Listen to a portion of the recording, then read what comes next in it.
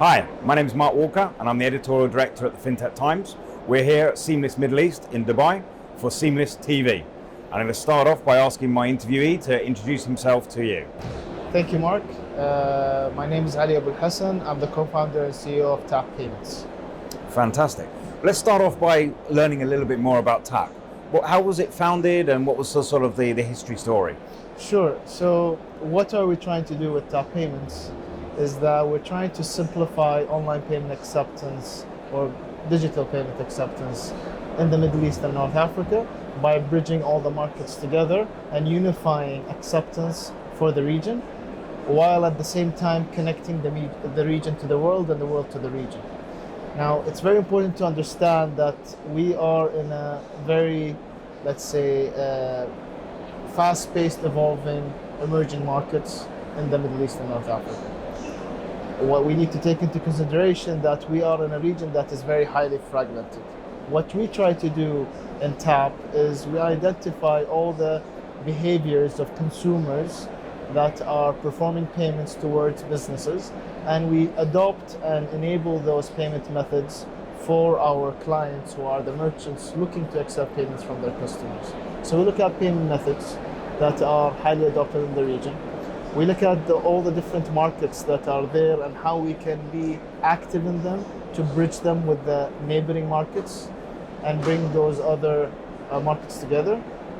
Third is we look at the experience of payments that is taking place from one market over another, and how can we unify that experience for payers while at the same time unifying the technology for the sellers themselves. Technology is a very important piece. We built it ourselves. It's all part of the value proposition that we're providing. But also another important piece is, since we're in a very much fragmented region, the financial ecosystem and the clearing within every country is very much independent. So a very typical business that's looking to roll out into the region would require them to set up a legal entity, a financial engagement with a financial institution in every market. That is before the TAP era. After the TAP era, we've unified them together, so we become the financial institution that we work with merchants, and we would unify that engagement to clear all those funds in a single country. Now, how are we able to do that? It's because we're very much proactive with regulators, and we are ourselves a regulated company acting as a financial institution to do local clearing and cross-border clearing. So part of our value proposition is looking at all the highly adopted payment methods, unifying the technology for the merchants, unifying the experience for the payers, and enabling the financial clearing to be simplified into a single bank account, basically. Brilliant. I mean, yeah, as you mentioned, a very fragmented market. You have a beautiful, diverse range of different countries and cities within those countries. True. And so I would imagine there's a very much a difference to how consumers interact in, say, Egypt and Cairo than they do, say, in Dubai, in the UAE. Very much, yes. And what's the sort of dynamics? What's the sort of trends that you see between those two different types of markets? So we kind of split the region into three micro regions. You have the GCC countries, which are very much highly banked countries. So you have very high internet penetration, high mobile penetration, highly banked consumers.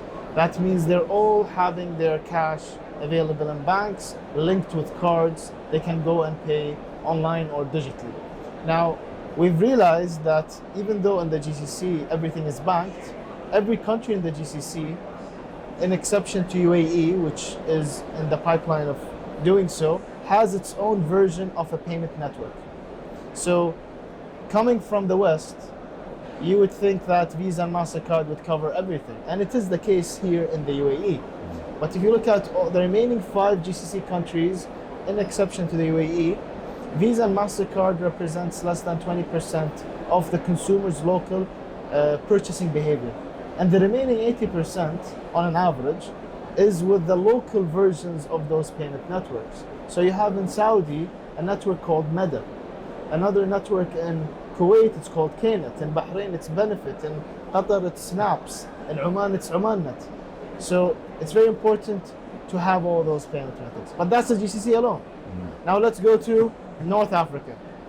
North Africa, yes, they have very high internet penetration. Mobile penetration is very high, but it's very much underbanked. So they do have bank-based payment methods, such as Visa in Egypt, but a very high adoption of payments is actually driven by cash. So we work with payment methods such as Fawri.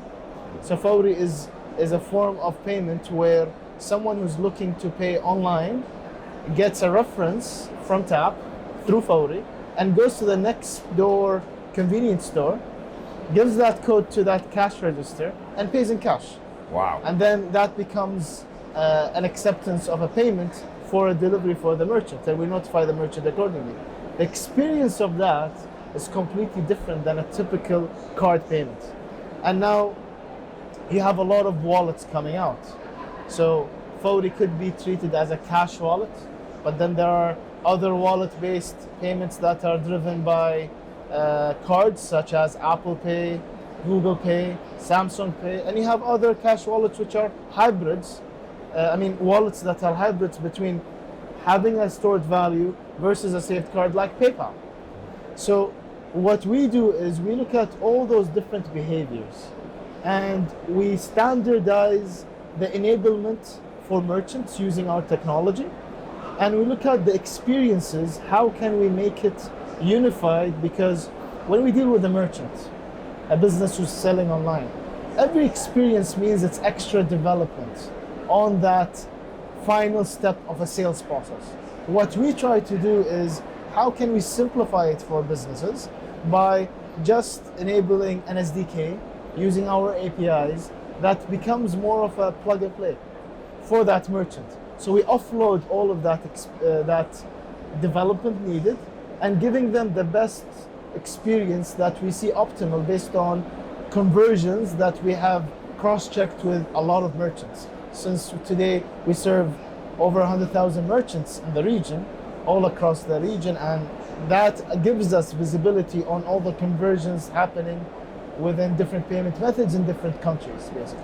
Yeah, I guess it's a really interesting, as you say, and I'm learning how fragmented the market is, and it's kind of like I guess it's a good thing and a bad thing in the same way. It's a sort of a bad thing because obviously it means that there is so many different regulations, different people you need to talk to, but a good thing as well for people like yourself that have managed to find a solution, because it's very difficult for any other company to be able to get the same coverage as yourself, I guess. So basically, unifying regulation is just a matter of time. It's like I would compare starting the GCC, we are in much earlier stages of where the EU is today. Because similarly, you would see it in the EU. You have payment methods that are highly adopted in France, in Belgium, in Germany, that are very different from one another with different networks. And there are other European countries similarly. So we're kind of similar to how the behavior is in the EU. The only difference is EU has a standardized, let's say, regulatory body for the whole EU that allows you to complete your setup and passport from one country to another as a payment enabler or a financial institution. The difference here in the region is that evolving model is not yet there at the moment. It is moving towards it, and we are in a stage where regulatory wise the landscape is still fragmented. So there's multiple let's say driven directions. There is standardization and unifying regulation, which is on governments and the relationships of the countries. 2, there is the payment networks, how they standardize with each other, and that's evolving independently. And then you have the technologies of unifying together, which is what we're doing. And what we do is until we can't wait until all the others move in the same pace as we are. What we try to do is build that infrastructure that allows the interoperable approach for regulatory, financial clearing, and the experience of payments using our standardized offering, using technology. That allows us to bridge that time until the region evolves. Now, we can't wait until the region moves forward, and it is moving in a very fast pace. We just, with our approach, it allowed us to take part into this evolving journey that the region is going towards. So, kind of enabled us to take part of what's really happening and what's upcoming, and become a stakeholder that has, let's say, a feedback on what actually works today versus what works tomorrow.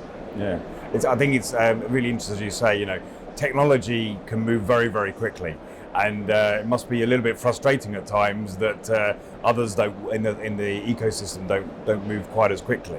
But obviously, building that infrastructure layer enables you to connect all the dots beforehand, and then you'll also be able to take advantage when actually things are simplified as well, I guess. From the GCC point of view, I mean, it's slightly comparable in size and dynamic to just the UK. So it's actually quite a small sort of market in that respect at the moment. Do you think that the growth in the area is going to be within the GCC, or do you think there's more growth to have outside? So let me just give some rough numbers into it. Today, the region, if we take Middle East, North Africa, Turkey, and Pakistan, all together, and let's say the neighboring markets around the region, it is a population of 500 million, around that, okay?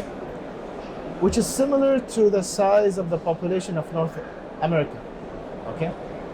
Now, of course, the purchase power is not the same as North America, but let's look at Middle East, the Middle Eastern markets.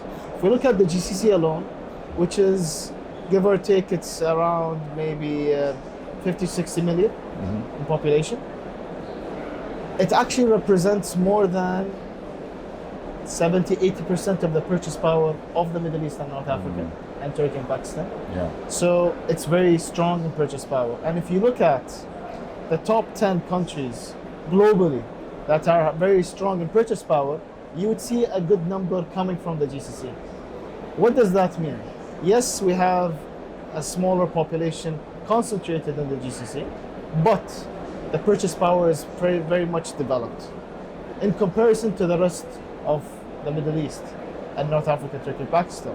So when we look at it, the GCC is very much promising and moving in a very fast pace. It's already there. The rest of the region is in its progress and moving towards developing into stronger purchase power. That's how I would like to position it that way. Yeah, so yeah, it's kind of like it's working here, and then you prove everything here, and then obviously as others areas increase their growth, you can take advantage of that as well. Yeah, very interesting. I just want to think about maybe if you could give us some predictions or a future ball, so look into the future. Where do you think the future of payments is going to be in like 3 or 5 years? Do you think like, is AI going to be bigly involved? What's going to be the trends in your opinion? I believe the adoption of the experience of payments is going to continuously evolve, and the integration of biometric payments is already happening and it's growing. And what do I mean by biometric payments? It doesn't mean it's just by a fingerprint. No, it could be a facial recognition. It could be paying with your eyes, identifying those parts. Now, with facial recognition, it's already taking place today. You see it with Apple Pay. It's already happening, it's growing a lot, and it's in place. We just don't realize it at the moment. So it's just growing more and more. And those type of biometric payments, such as Apple Pay, are actually evolving the experience no matter what is the funding instrument of that payment method.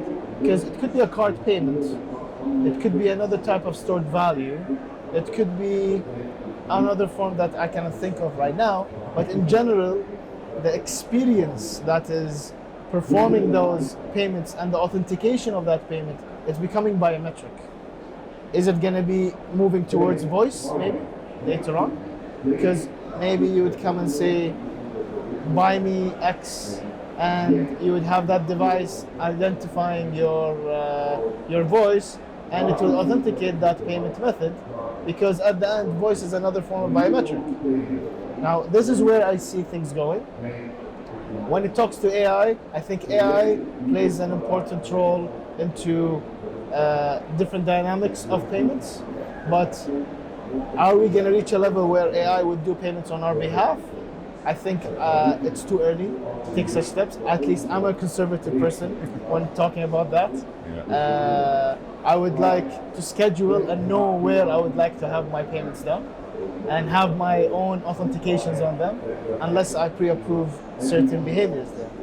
So where I see it in the future, it is some sort of biometric that will continuously evolve, where it's related to face, eye, or voice. Okay.